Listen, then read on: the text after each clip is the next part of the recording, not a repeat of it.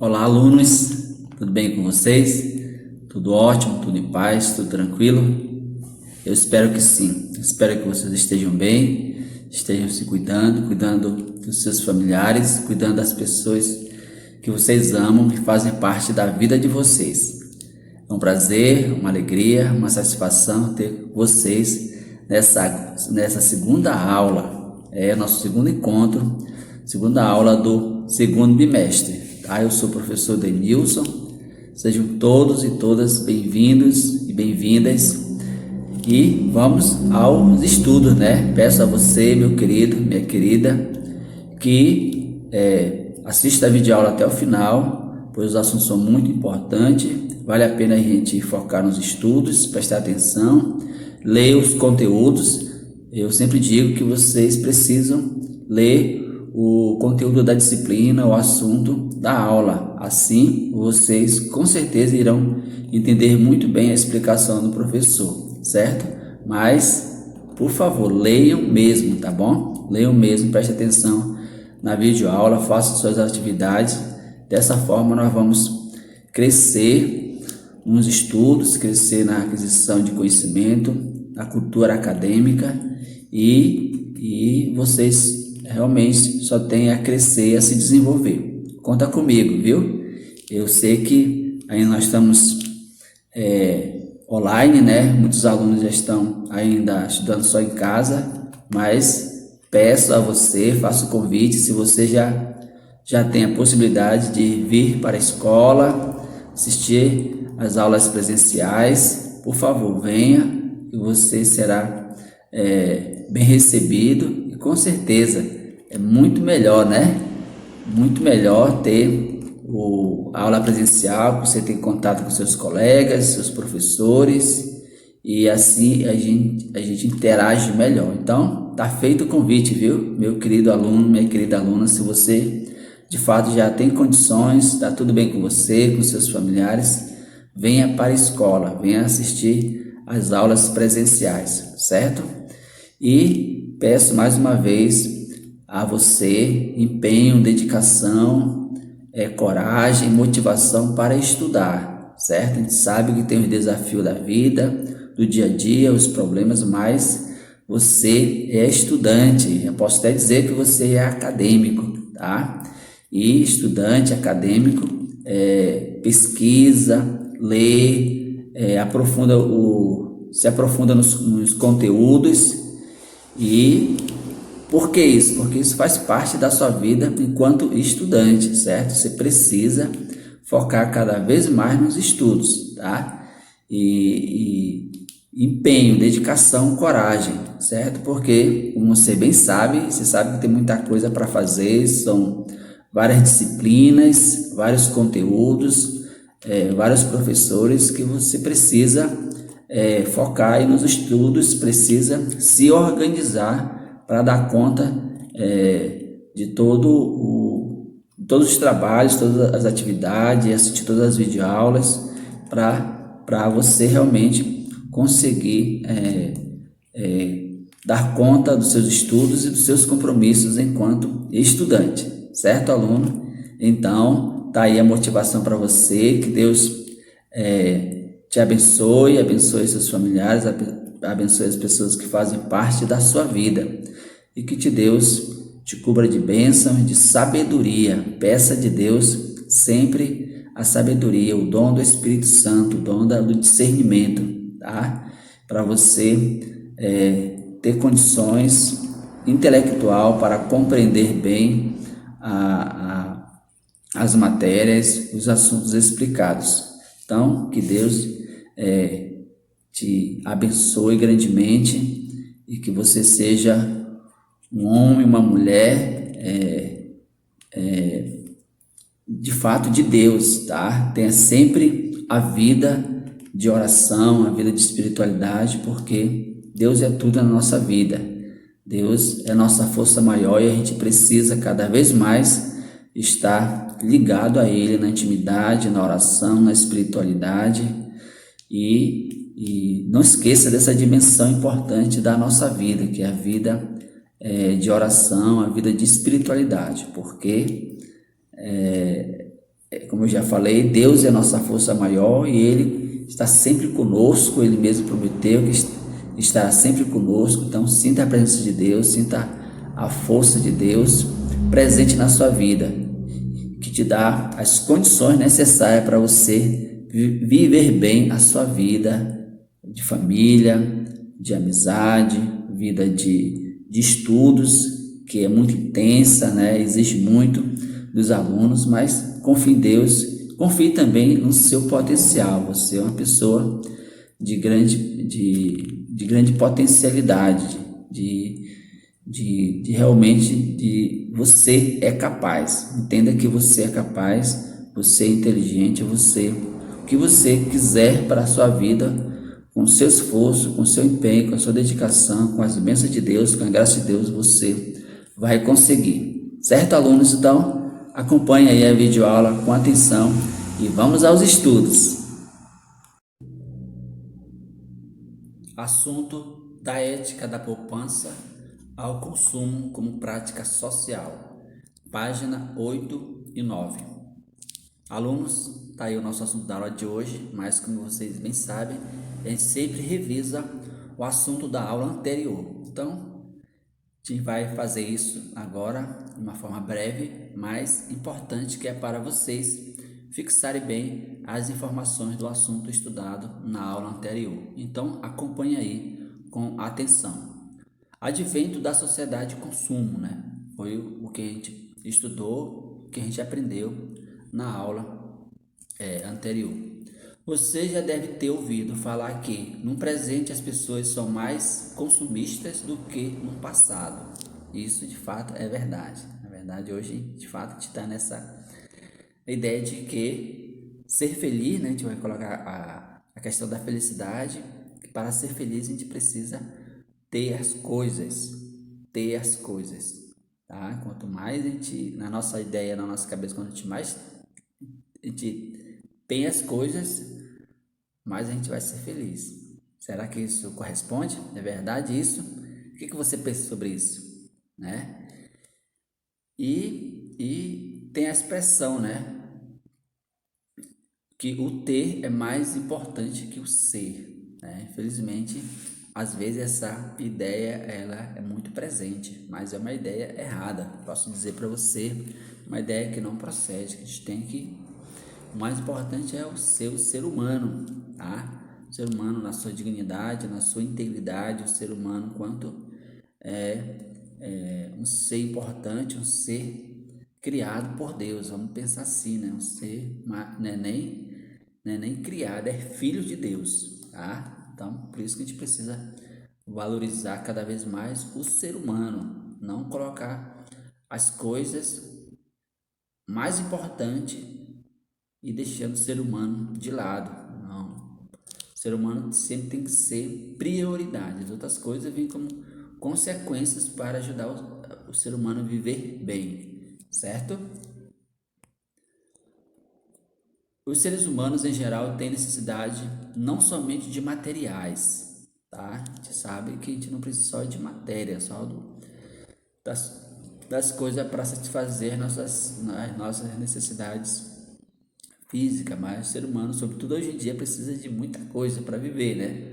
Para tanto, criam os símbolos, inventam as artes, a filosofia, os mitos, a música, a poesia, práticas humanas exercidas para dar sentido à vida. De fato, tudo isso dá sentido à vida, né?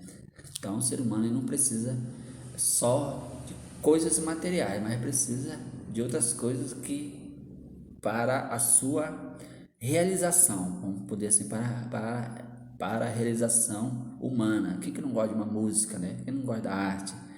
Quem não gosta da filosofia? A filosofia quando, não é a disciplina filosofia, mas é o estudo das coisas, de tudo que existe, né? Você, com certeza, você gosta de conhecer, de saber a verdade das coisas. Então, isso tem muito a ver com a filosofia, certo?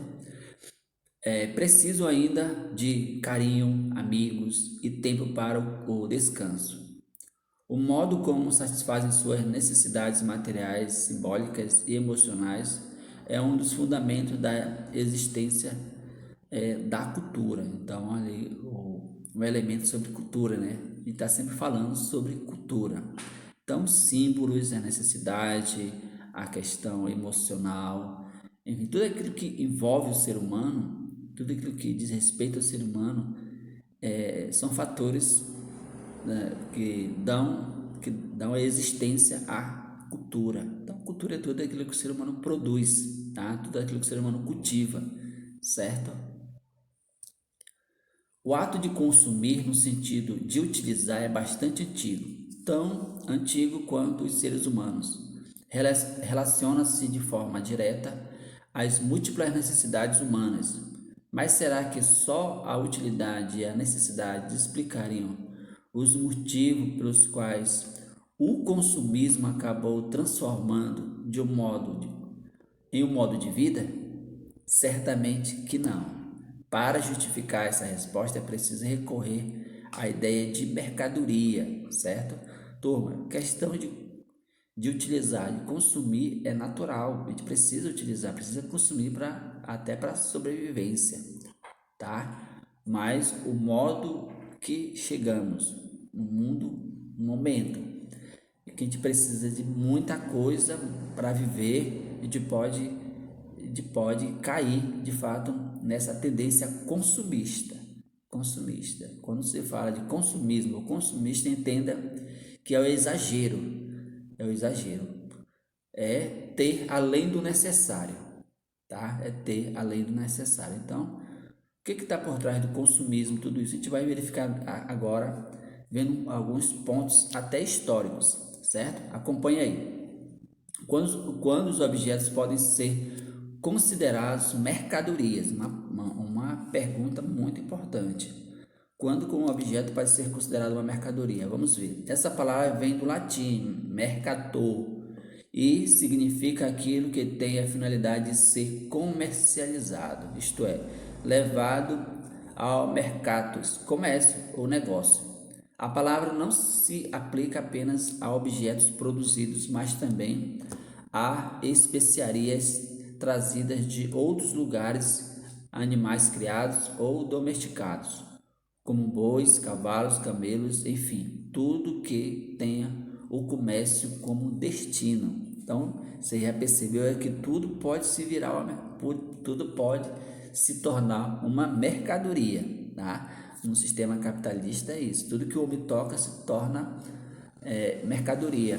Que a gente pode vender, né? A gente pode comercializar. Essa é a ideia. Então veja só como os animais, as coisas, tudo que o ser humano produz, vamos pensar dessa forma, pode ser destinado ao comércio, pode ser vendido, pode ser comercializado, certo? Vamos continuando. A Revolução Industrial, agora um ponto histórico, né? A Revolução Industrial entre os séculos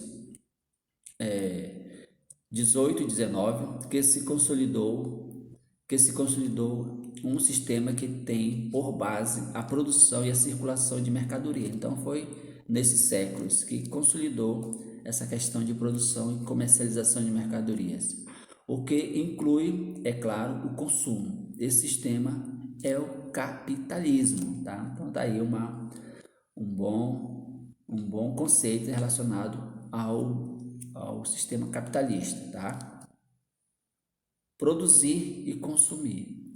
Produzir, consumir e comercializar, vender. Isso é o sistema capitalista. Ok, alunos?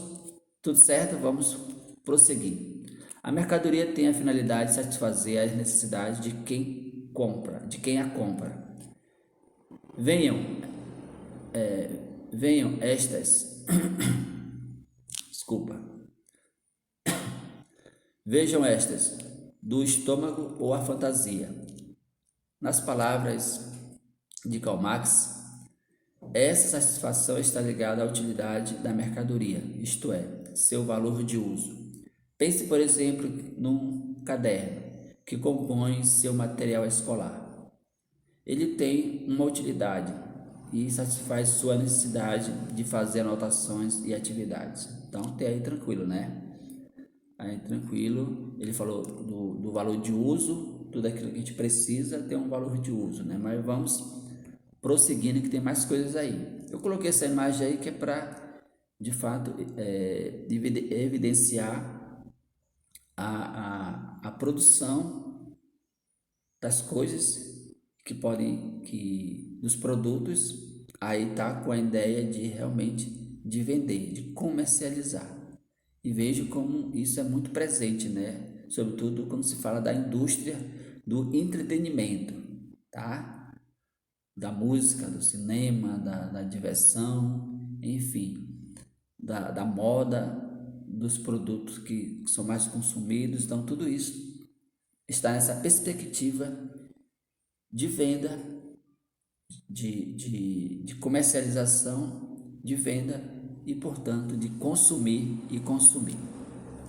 Agora pense em um desses trabalhadores relacionado à questão do caderno, em relação quem produziu o caderno, o que está por trás de tudo isso, tá? E o caderno tem um valor de uso que a gente precisa para fazer as nossas anotações, mas vamos seguindo aí, de certa forma, com o pensamento de Karl Marx.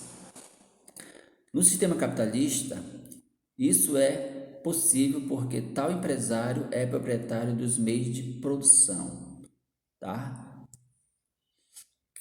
Meio de produção é quem é dono, quem detém os meios de produção, ou seja, das máquinas, ferramentas, etc., utilizadas pelo operário. Operário é o trabalhador. Além disso, é dono do dinheiro que paga o salário. Quem que é o dono do dinheiro? O empresário, que detém, que é o dono da empresa, que tem as ferramentas, que tem os meios de produção, tá? É ele quem paga o salário dos trabalhadores, do operário. Em outras palavras, ele é dono do capital, ele é o dono do dinheiro, ele é o dono dos meios de produção, certo? Beleza. À medida que o trabalhador produz uma mercadoria, transfere seu valor a ela. O trabalho é produto de valor. Parte das mercadorias fabricadas, por exemplo, em uma semana, detalhe super importante, viu, turma?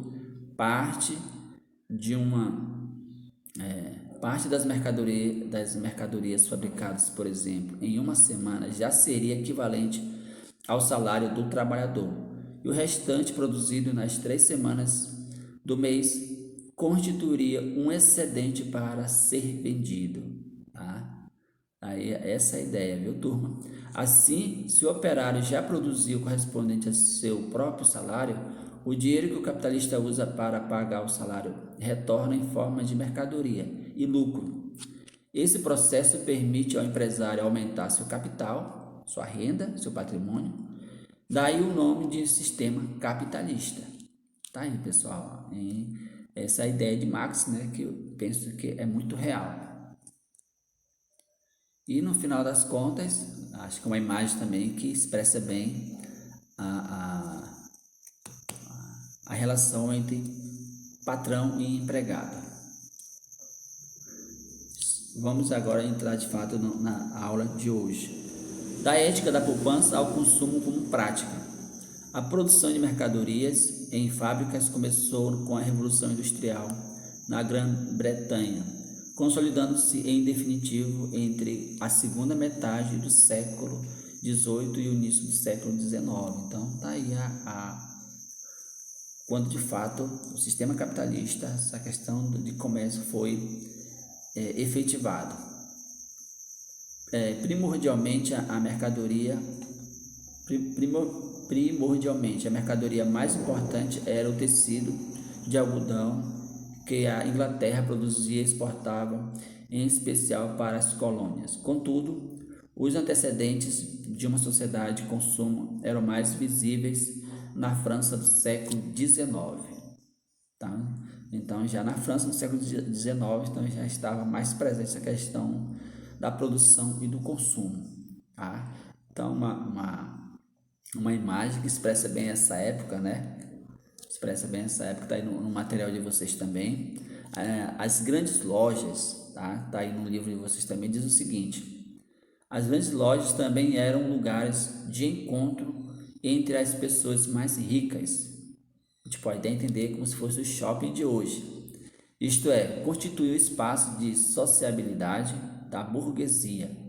Eles apresentavam maior diversificação de produtos, eram instalados em grandes edifícios luxuosos, com estruturas de ferro e vidro, e tinham muitos funcionários, é como se fosse o shopping de hoje, onde as pessoas realmente iam lá para consumir. E detalhe, veja que esses lugares são mais frequentados por pessoas que têm uma renda financeira boa. Os pobres, as pessoas das periferias não tinham muito acesso, não é diferente de hoje.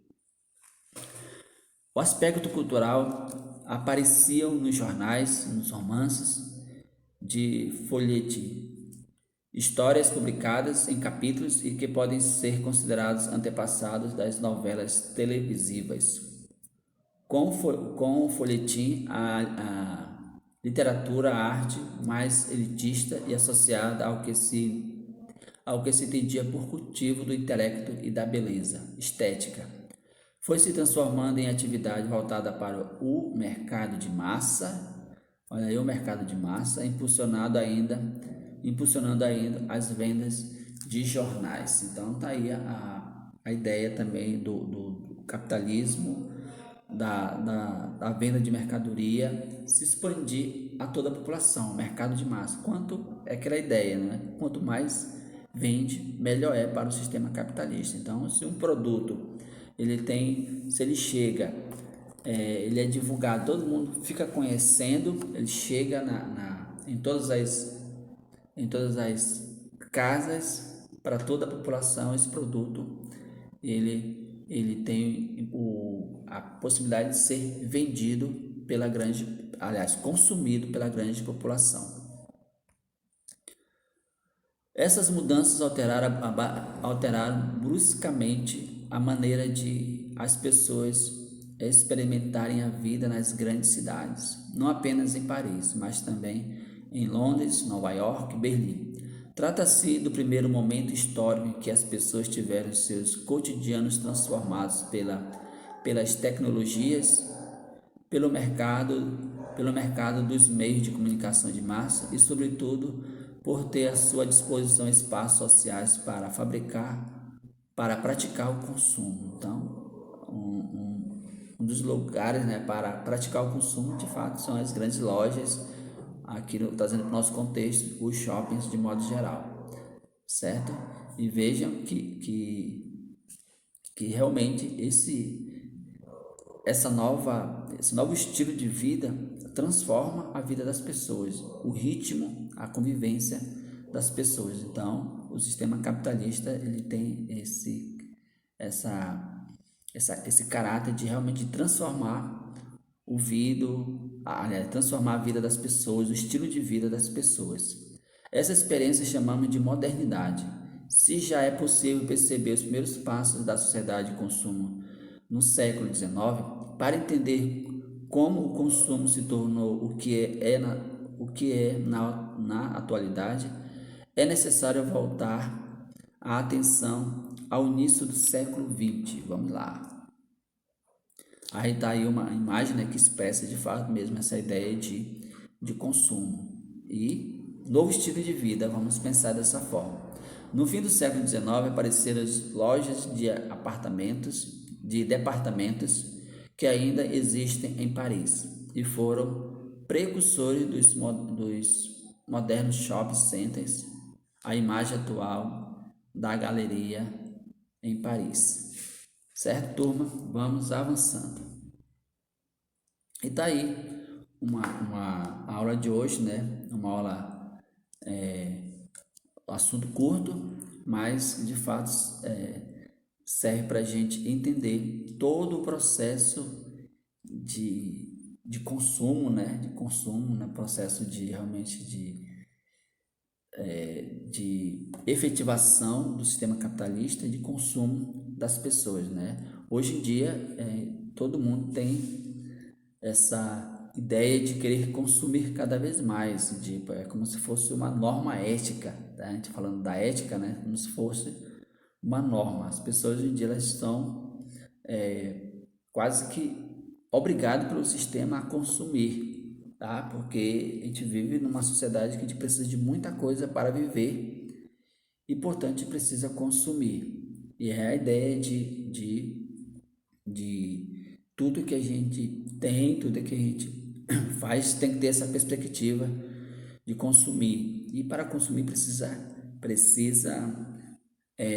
comprar, tá? E para comprar precisa ter no mercado. E por isso que as empresas, a indústria cultural estão produzindo a todo vapor, vamos dizer assim, os bens e serviços de consumo, porque a população precisa para consumir. E essa é como se fosse uma norma ética. A gente precisa consumir cada vez mais para viver bem a nossa vida. É como se fosse, para ser feliz, precisa consumir de tudo aquilo que a indústria cultural propõe, tudo aquilo que tem no mercado, a gente precisa consumir. Certo, alunos? Espero ter feito vocês compreenderem, entenderem esse conteúdo. Aí vocês têm uma atividade, página 7, atitude sociológica. Façam com tranquilidade, façam com calma, lendo, relendo o material e fazendo suas atividades. Também eu irei enviar para vocês a atividade de PDF também. Podem responder o máximo possível, argumentando, escrevendo bem, tá? Dessa forma você vai crescer bastante nos seus estudos. Ok, alunos? Fico por aqui. Foi um prazer e até a próxima aula, se Deus quiser. E um abraço do professor Denilson.